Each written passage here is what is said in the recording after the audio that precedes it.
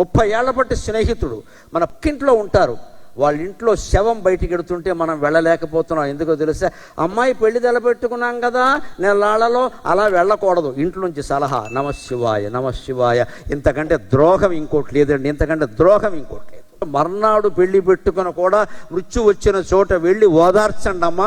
ఆ ఓదార్పు కారణంగా మీ అమ్మాయి కాపురం సుఖంగా ఉంటుంది. శాస్త్రాలు చదివే మాట్లాడుతున్న మొహమాటమే లేదు. ఇక్కడ గుడ్డి నమ్మకాలు బాగా ప్రచారం చేసి హిందూ మతాన్ని నాశనం చేస్తున్నారు. ఇక్కడ ఆవిడ కడుపుతో ఉంది నేరా, నీకు ఆవిడ కడుపుకి ఆవిడ వాడు పోవడానికి సంబంధం ఏంటే? అంటే ఆ శవాన్ని దగ్గరికి వెళ్ళినంత మాత్రాన్ని ఇక్కడ కడుపు పక్కన అయిపోతుందా? లేదా పుట్టకున్నవాడు పుడతాడా? హిరణ్యకశ్యపుడు పుడతాడా? ఏమన్నా అక్కడ హిరణ్యకశ్యపుడు ఎప్పుడు పుడతాడో చూపించారు. మహావతార నరసింహాలో బ్రహ్మాండంగా చూపించారు. కలవకూడని సమయాల్లో కలిస్తే, కోరకూడని కోరికలు కోరితే, భర్త గాని భార్య గాని బలవంత పెడితే అప్పుడు గర్భం ధరిస్తే రాక్షసులే పుడతారు. అనుమానం ఏం లేదు ఇక్కడ.